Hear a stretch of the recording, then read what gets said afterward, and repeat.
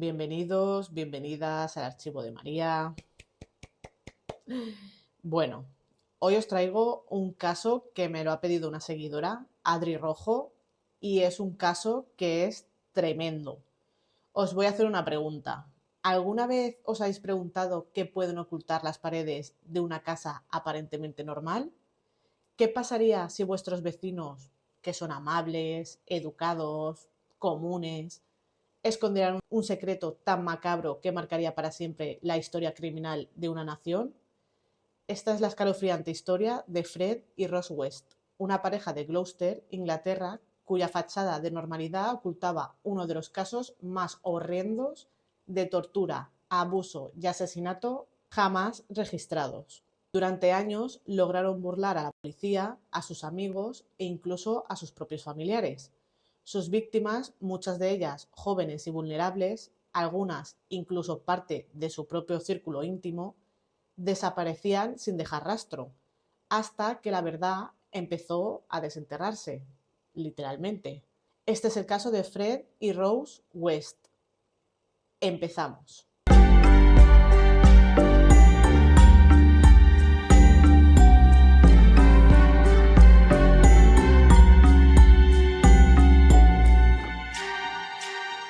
Nos vamos a Gloucester, Inglaterra, en 1994. Un aviso sobre la desaparición de un adolescente llevó a la policía hasta una casa modesta en el número 25 de Cromwell Street. Nadie podía imaginar que ese lugar acabaría conociéndose como la Casa de los Horrores. Lo que parecía una investigación más por una persona desaparecida pronto se convirtió en uno de los casos de asesinato en serie más escalofriantes de la historia de Reino Unido. Fred y Rose West no eran precisamente unos desconocidos para los servicios sociales ni para la policía. Fred tenía antecedentes y ya corrían ciertos rumores sobre el comportamiento raro de la pareja. Pero nadie, ni vecinos, ni policía, ni trabajadores sociales, se imaginaban el infierno que se escondía tras esas paredes. Desde fuera, los West parecían una familia peculiar, pero no peligrosa. Fred era albañil y manitas. Era padre de 10 hijos y, aunque algo callado, parecía un tipo trabajador. Rose, más joven que él, era mucho más visible, habladora, directa, muchas veces se le veía gritando a los niños, pero siempre estaba ahí, al pie del cañón. El 25 de Cromwell Street era un caos, pero un caos con vida. Niños por todas partes, inquilinos entrando y saliendo, visitas constantes, pero lo que pasaba dentro era otro mundo, uno donde reinaba el control, el abuso y el miedo. Fred había crecido en una familia completamente disfuncional, rodeado de violencia y abusos, y la infancia de Rose no fue mejor. Su padre era conocido por ser violento y ella desde joven mostraba señales de haber vivido cosas muy duras. Cuando se conocieron, lo suyo no fue amor, fue algo mucho más retorcido, una relación basada en el poder, la manipulación y una crueldad compartida. Para cuando se mudaron a Cromwell Street a principios de los 70, ya llevaban un tiempo actuando. Todo empezaba con buenas intenciones, o eso parecía. Ofrecían ayuda a chicas jóvenes, les daban techo, comida, incluso trabajo. Algunas hacían autostop, otras estaban escapando de algo y a muchas les convencían en paradas de autobús, prometiéndoles lo que necesitaban escuchar. Pero una vez cruzaban la puerta del número 25, ya no había vuelta atrás. La casa tenía un sótano insonorizado, sin ventanas, construido por Fred. Allí muchas chicas fueron drogadas, atadas y sometidas a torturas brutales. Fred y Rose agredían sexualmente a algunas de ellas y a otras directamente las mataban. Para la policía de entonces simplemente eran jóvenes que se habían ido. Era una época convulsa, llena de huidas, de mochileros, de gente que se esfumaba sin más. Nadie imaginaba que estaban enterradas justo ahí, bajo sus pies. Fred, que era muy meticuloso, se encargaba de todo. Cavaba las tumbas, desmembraba los cuerpos y a veces se quedaba con partes como si fueran trofeos. Luego lo tapaba todo con hormigón y seguía como si nada. La vida en la casa continuaba. Cumpleaños, barbacoa, llevar a los niños al colegio. Rose incluso trabajó un tiempo como cuidadora y también como prostituta. A veces atendía a sus clientes en la misma casa donde yacían cadáveres enterrados bajo el suelo. Todo parecía más o menos normal hasta que alguien miraba un poquito más de cerca. El punto de inflexión llegó poco a poco. Todo empezó con la desaparición de Heather West. en 1987, pero ella no era una desconocida, era su hija. Había empezado a hacer preguntas, a decir que iba a contar todo lo que había visto y oído, y de repente desapareció. La versión oficial era que se había ido tras una pelea familiar, pero sus hermanos pequeños no se lo tragaban y al final hablaron. Como pasa en muchos casos así, todo empezó con rumores. A principios de la década de los 90, los hijos de los West, ya mayores, empezaron a denunciar públicamente. Los West agredieron repetidamente a su hija Louise, de 13 años, en mayo de 1992, hecho que ella le confesó a una amiga cercana unas semanas después. La madre de la amiga de Louise alertó anónimamente a la policía, lo que dio lugar a una orden de registro en la casa de los West. Se le ordenó a Louise que declarara en detalle el comportamiento de sus padres, tras lo cual ella y sus hermanos fueron colocados en un hogar de acogida. Esta orden de registro dio inicio a una investigación policial más exhaustiva. Fred fue arrestado por violación y sodomía, mientras que Rose fue catalogada como cómplice y acusada de crueldad infantil, incitando a su esposo a tener relaciones sexuales con su hija y obstrucción a la policía. Durante la investigación, la hijastra de Fred, Anne-Marie, prestó su propia declaración sobre el abuso sufrido y alertó a la policía sobre la desaparición de 3 personas: su madre, Rina, y sus hermanastras, Charmaine y Heather. Sin embargo, en 1993, Anne-Marie y Louise se negaron a testificar ante el tribunal por temor a que Rose tomara represalias contra sus hermanos, lo que permitió que se retiraran todos los cargos iniciales.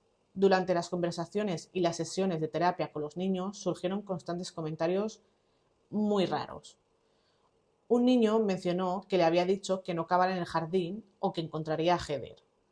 Otro relató amenazas de sus padres diciendo que habían puesto a Heather bajo el patio por portarse mal y que ellos también lo harían si se portaban mal.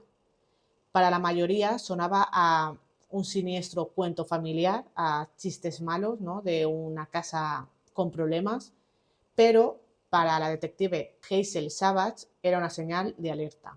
Savage llevaba mucho tiempo sospechando de los West. Los había investigado antes por cuestiones de bienestar infantil, y ahora las repetidas menciones de las desapariciones de Heather le suscitaban serias preocupaciones. En 1992, las autoridades intentaron actuar, interrogando a los West. Fred afirmó que Heather se había escapado a trabajar a un campamento de vacaciones. No había dirección, ni llamadas, ni cartas, nada. En 1994, con una nueva información de uno de los hijos de los West, que daba detalles muy específicos sobre el jardín y dónde podría estar enterrada Heather, finalmente la policía tuvo suficiente para solicitar una orden judicial. El 24 de febrero de 1994, la policía llegó al número 25 de Cromwell Street para excavar. Fred, al ver a los detectives excavando en el patio del jardín, solicitó hablar con la policía. Lo llevaron a la comisaría y, tras mentir repetidamente sobre lo sucedido con Heather, Fred finalmente confesó haberla asesinado. Declaró que la policía estaba cavando en el lugar equivocado y les indicó dónde estaba enterrado su cuerpo. Este acto probablemente pretendía evitar que la policía descubriera los otros cuerpos enterrados en el jardín. Mientras la policía excavaba en el jardín, bajo una fina capa de tierra y hormigón yacían restos humanos. Eran los de Heather, pero no solo de ella. Encontraron el cuerpo de Heather y la pierna de otra víctima. Como dijo un detective al interrogar a Fred, a menos que Heather tuviera 3 piernas, había otro cuerpo debajo del patio. A lo que Fred admitió casualmente que la pierna debía de ser la de Shirley, una mujer que estaba embarazada de Fred cuando desapareció. El primer conjunto de restos bastó para abrir una investigación por asesinato, pero fue el segundo el que lo cambió todo. Mientras los equipos forenses continuaban excavando el jardín detrás del número 25 de Cromwell Street, descubrieron muchos más huesos. Esto indicaba que debía de haber otro cuerpo enterrado. Estaba cuidadosamente embolsado, desmembrado y enterrado con mucha precisión. Un solo cuerpo ya era grave, pero 2 o 3 como iban ahora, ya no había duda. Aquello no era una tragedia, era una matanza. Fred y Rose West fueron arrestados de inmediato, Fred intentó tomar el control del relato y se presentó como el único culpable, el que había abusado, el que había matado y el que había cavado las tumbas. Y Rose, según él, no sabía nada. Pero esta historia no aguantó mucho. Conforme los agentes tiraban del hilo, los huecos en la versión de Fred se hacían más grandes. Y entonces empezaron a aparecer testigos, sobrevivientes. Chicas que habían pasado por la casa y que de una manera u otra consiguieron escapar. Todas contaban cosas parecidas y en casi todas el patrón se repetía. Era Rose quien daba el primer paso. Ella las captaba, las manipulaba, les prometía cosas y luego las entregaba. Muchas eran adolescentes que llegaban con la idea de ayudar con los niños o trabajar como niñeras, pero en cuanto cruzaban la puerta estaban atrapadas. Las drogaban, abusaban de ellas y las torturaban durante días. Fred y Rose no solo compartían casa y cama, compartían una perversión enfermiza. Se retroalimentaban y juntos cruzaron todos los límites. Cuando llegó el turno de interrogar a Rose, no soltó ni una palabra. Fred empezó a hablar y a soltar muchas confesiones. No solo reconoció el asesinato de Heather, también empezó a dar nombres y ubicaciones. Señaló dónde había enterrado otros cuerpos. Para cuando la policía encontró el tercer cadáver en el número 25 de Cromwell Street, ya nadie tenía dudas. Aquella casa no escondía solo un crimen, era un cementerio cuidadosamente disfrazado. Y lo peor aún no había salido. Los cadáveres que aparecían eran en su mayoría chicas jóvenes. Algunas eran adolescentes que habían desaparecido sin dejar rastro. Además de Heather estaba Shirley Robinson, de 18 años, una ex inquilina que según se sospecha estaba embarazada de Fred. Luego apareció otro cuerpo, también envuelto con mucho cuidado. Era Alison Chambers, de 17 años. Se la identificó gracias a los registros dentales. Había vivido antes con los West. Los forenses, al revisar el hormigón del sótano, notaron algo raro. Cambiaron el foco de las excavaciones y se centraron ahí.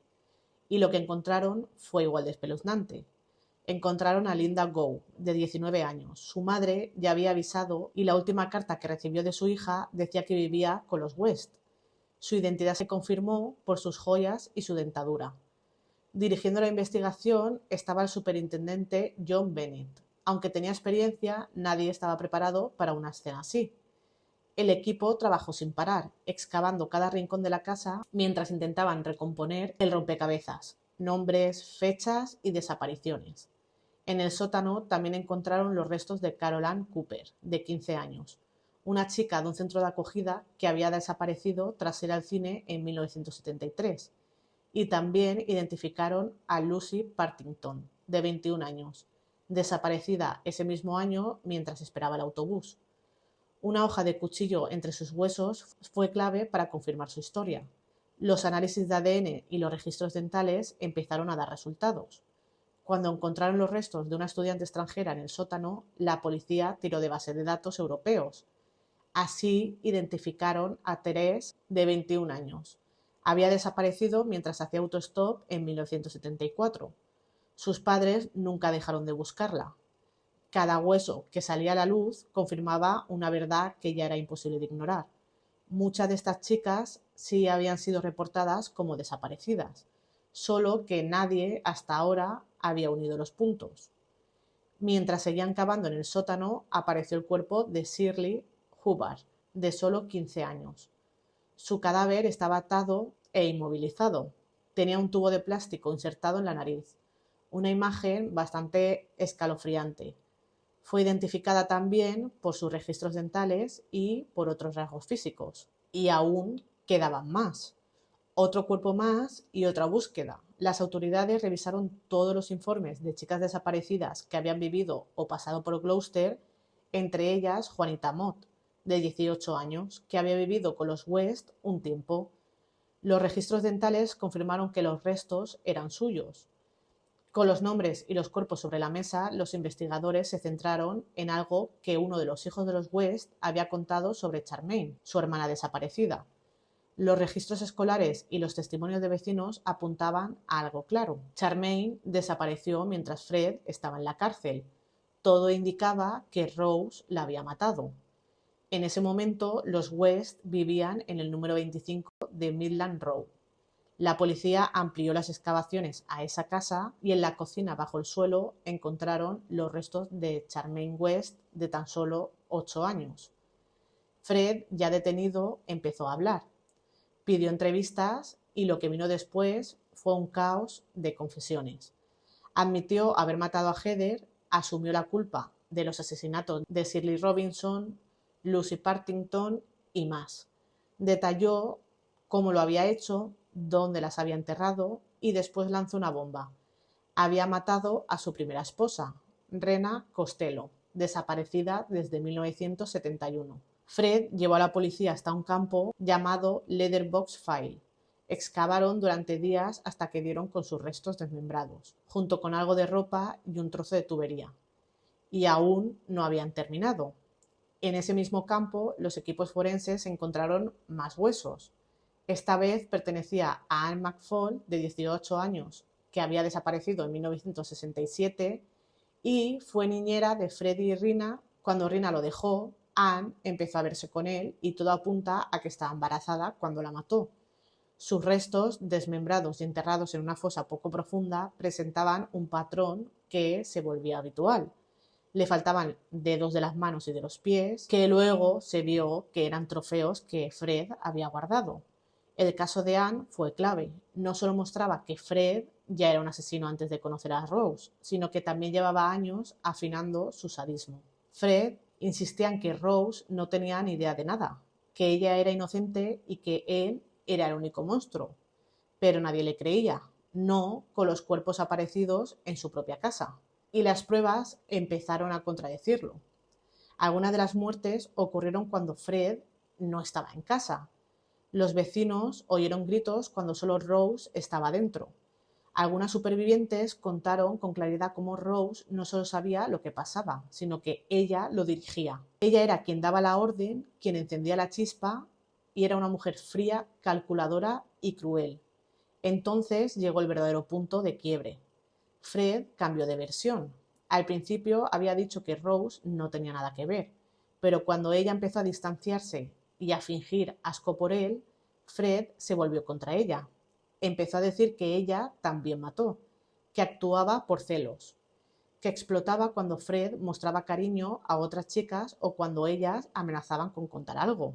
Fred, hasta entonces arrogante, empezó a desmoronarse. Su voz temblaba, estaba menos chulo y más errático.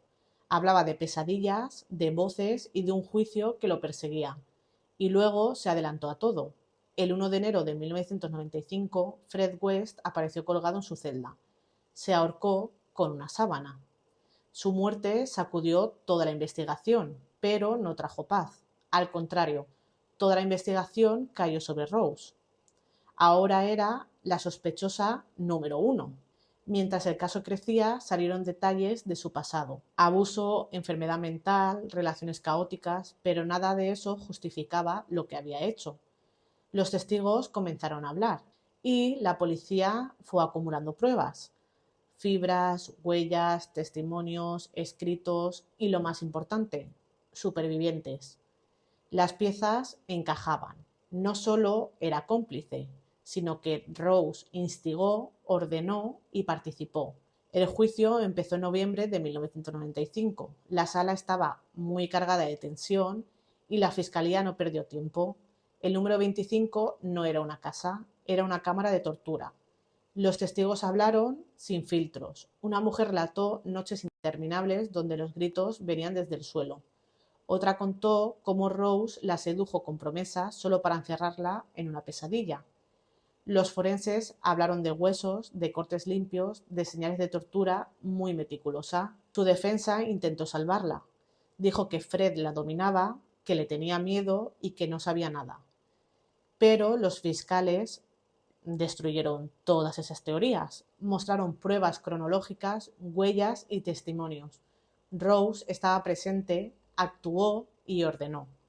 Después de 7 semanas de juicio, el jurado deliberó durante 15 horas. El 22 de noviembre de 1995 llegó el veredicto: culpable de 10 asesinatos, incluyendo el de su propia hija, Heather. El juez fue claro: Por el asesinato de 10 jóvenes inocentes, incluida su propia hija Heather, la condenó a cadena perpetua. Nunca serás libre. Para las familias, la justicia no borró la pérdida, solo ofreció un cierre parcial, una mínima paz en medio de tanta oscuridad. Y aunque Fred murió y Rose envejece en prisión, las preguntas no han desaparecido. Fred dijo haber matado a más, tal vez a 20. Hoy Rose West tiene 71 años, vive recluida en la prisión de H.M. Hall en West Yorkshire. Nadie la visita y nadie la espera. Los hijos que sobrevivieron intentan reconstruirse, pero llevan dentro la historia más oscura de Gran Bretaña. Un pasado del que no se puede escapar. El número 25 de Cromwell Street ya no existe. Fue demolido en 1996 para evitar que se convirtiera en un lugar de peregrinación macabra. Fred habló de más de 20 asesinatos, pero ninguno ha sido confirmado. El caso cambió para siempre la forma en que la policía británica maneja las denuncias de personas desaparecidas. Expuso fallos sistémicos, negligencias y omisiones que permitieron que los crímenes continuaran durante años. Los hijos de los West han intentado reconstruir sus vidas lejos del apellido que los marcó.